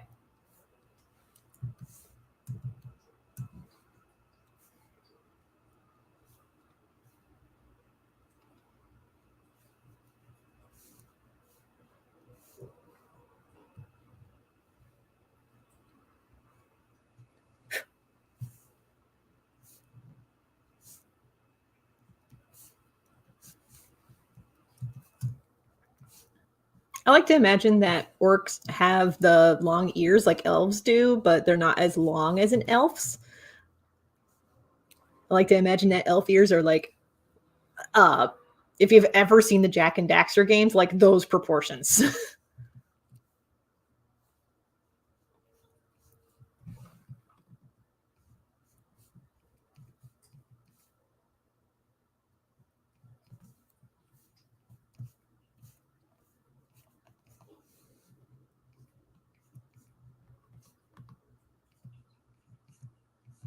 I just find it more entertaining that way whenever elf ears are like that.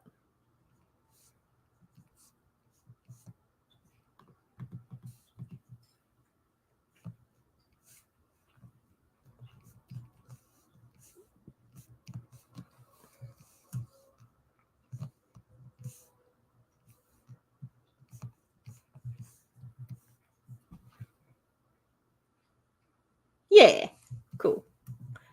Yeah, that works for a sketch for her. At one point, I did put a flower crown on her, but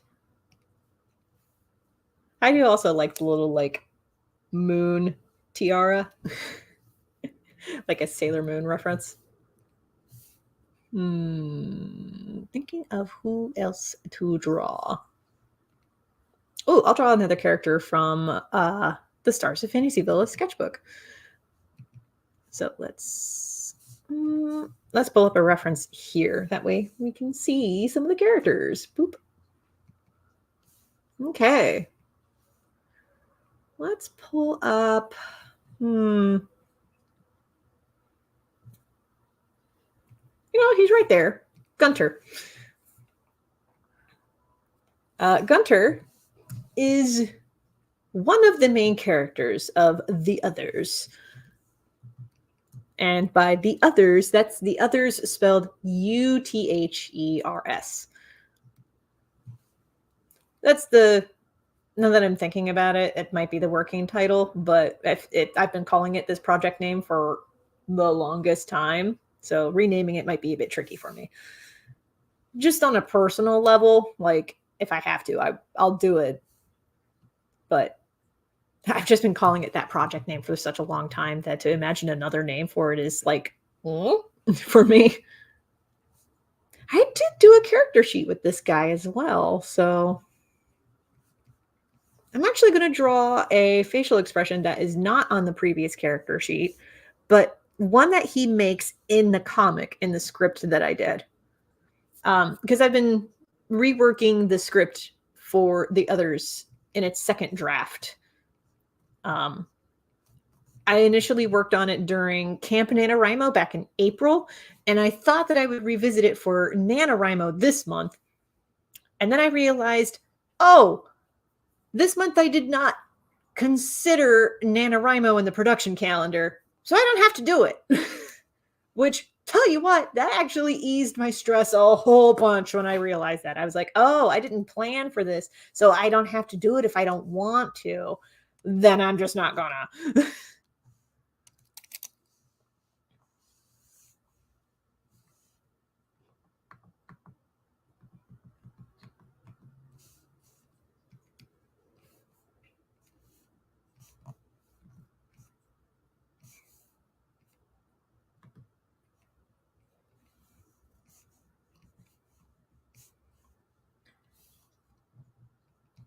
This particular facial expression happens in a scene where he meets his assistant for the first time, or the guy who would become his assistant.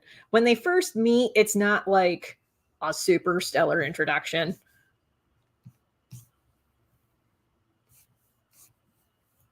Because, like, the assistant, who I had a name for him, and then I forgot what it was, and he hasn't been named in the second draft yet, so work in progress, that one. But his would-be assistant, basically, they come across each other in an elevator, and the would-be assistant is like, hey, could you direct me to Harshal's office? And Gunter's like, what? Harshal's a dick. Why would you go to him? So this expression is him being like, but Harshal's a dick.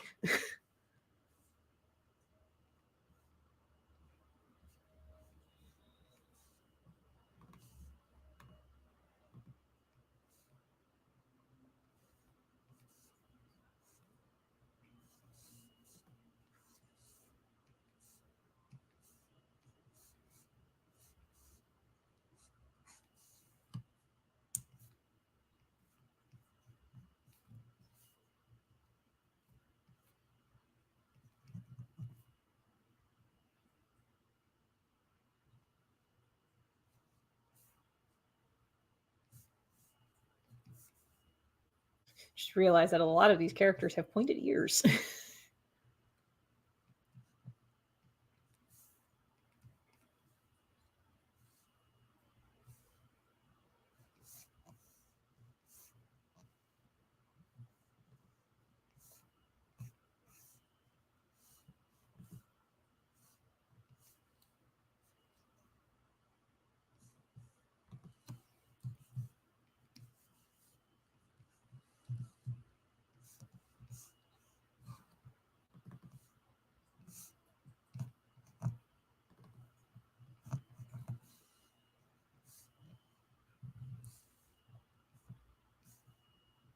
These helmets are standard uniform for the others who are part of the police force.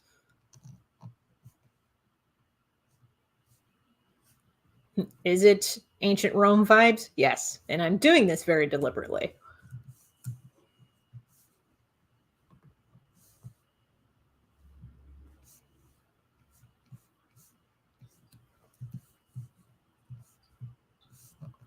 Like, there are people who are taken to prison, and one of the punishments is not like capital punishment, not like the death chair or anything. It's being converted into a cyborg and sent to the arena.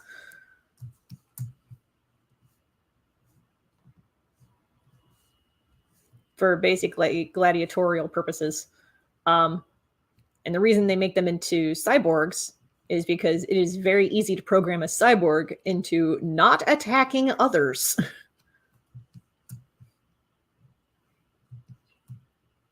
Okay, so those are our expressions that we've got so far. Is Fulus being like, whoa. Ollie being like, how do I know you're not projecting your insecurities on me? And Gunter over here being like, what? But Herschel's a dick. Why him?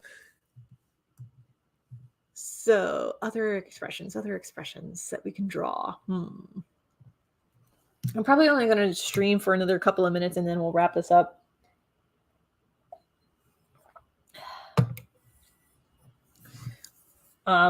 Mostly because we're dying down a little bit. I see that the crowd is kind of thinning out as of this live stream. Who knows? Maybe the recording or the replay, that's the word. I had said it earlier. Maybe the replay will catch more viewers, but we're kind of wearing down right now. Actually, you know what? Now might be a good time to wrap this up because we're just about at 4 o'clock. Then I can get into the post-stream announcements. Boop. Got that. And done. Okay. Okay. So let's actually get some other Inktober character arts so that you can see some of the art that appears in the Stars of Fantasyville, a sketchbook. Characters like Virgil Weiss. Boop. Let's see. What are some other ones that haven't featured too prominently in? Oh, we were talking about this one a bunch earlier. Occitan the Gray from The Name of the Forest Spirit. Yes, he's going to feature here. We were highlighting Malice earlier.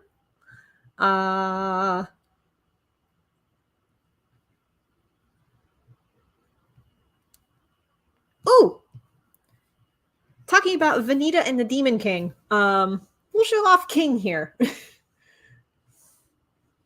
Boop. Okay. You know what? Let's zoom out a little bit because we're getting into some. You know what? Actually, Virgil, step aside for a second because I'm going to bring up Vanita.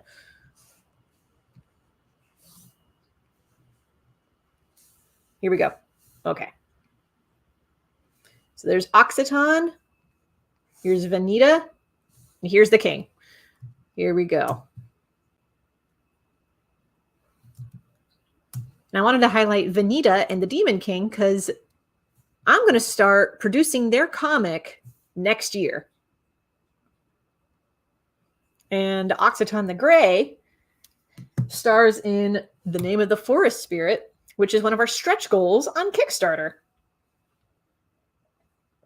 These 3 character designs all appear in the Stars of Fantasyville, a sketchbook. The new art book that I have, it collects all the character designs that I drew during Inktober last month.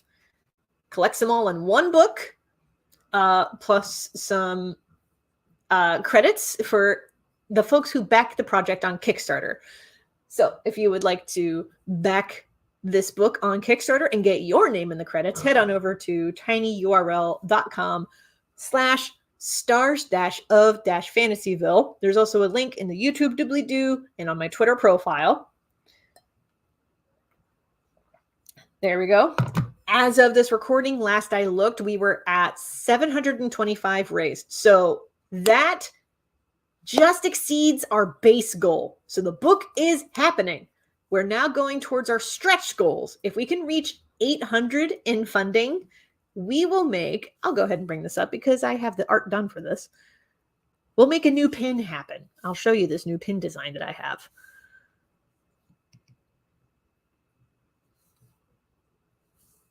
Where is it at? There it is. We'll make this sleigh pin happen. It'll be an acrylic pin. Keep it kind of affordable, but also like it's sturdy. Excuse me. But we'll have the sleigh pin for all backers who get physical rewards. If we reach 800 in funding before the end of tonight, and that's before 11:59 p.m. EST, because today's the last day that you can back the Stars of Fantasyville sketchbook on Kickstarter. So there you go. If you're broke, share this campaign and share this live stream and the replay with your friends. Every share helps more than you know. And if you are catching the replay after the Kickstarter wraps up, be sure to sign up for my email newsletter, because the email newsletter will have updates on any future book projects that I have going on, happening on Kickstarter or Crowdfunder. So other post-stream announcements, head on over to tinyurl.com/stars-of-fantasyville to back the campaign. Today's the last day that you can do it. I'm hoping to have everything arranged and done so that everything can ship out before the holidays. That's the goal. We'll see, because I just got news of paper shortages again. So we'll see what happens. But, yeah. Oh, Brie figured out how to open the closet. Oh, no, you don't. Don't you open that. Why do you want to get in here? There's no food for you in there. We moved your food. I used to keep her food in the closet, but now I keep it in another cabinet. Anyway, also, backing this Kickstarter will help support Brie, the cat who made sporadic appearances in today's live stream, and also support the new kitten. There's photos of him up on my Instagram. There's links in the YouTube doobly-doo if you want to check out new photos of the new kitten. Help support the project, help support this project, and support the YouTube channel and Twitch and Twitter and all that. Mostly YouTube and Twitch. Twitter is a dumpster fire. Anyway, I'm rambling. So if you want to stay up to date with the other stuff that I'm doing, there's links in the YouTube doobly-doo. You can also head to kelseydcrawford.com. I'll put the link up here. kelseydcrawford.com. Best place to find me online and my webcomics and further updates from my Kickstarter campaigns, new books coming out, all that stuff. This and my email newsletter. Best two places to find out new updates. Also, I got 2 convention appearances. One, I will be appearing November 27th. That's the weekend after this. I will be at Genghis Khan in Cleveland, November 27th from 12 to 5. It's at the Pivot Center for Arts, Dance, and Expression. Masks are required. But I will be there selling off my stuff. There's going to be original sketches from Witches, the Sketchbook, Gods and Spirits, the Sketchbook, Dragons, the Sketchbook, maybe some extra art made during the production of the Stars of Fantasyville, a sketchbook. That will all be at Genghis Khan. I will also be at GalaxyCon December 2nd through 4th. I'm sharing a table with the Columbus Cartoon Coalition that weekend for GalaxyCon. So if you want to find me, look up the Columbus Cartoon Coalition for GalaxyCon. At Genghis Khan, I will be going as myself, as Fantasyville Productions. So be sure to find me at either of those conventions, Genghis Khan or GalaxyCon. More info on my website, kelseydcrawford.com, and on my email newsletter, link to sign up in the YouTube doobly-doo. That's all I've got for now. Back the campaign. Today's the last day that you can do it. If we can make it to 800, we will unlock other cool rewards. But the books will happen. That's all I got for now. Thank you all so much for watching. You are awesome.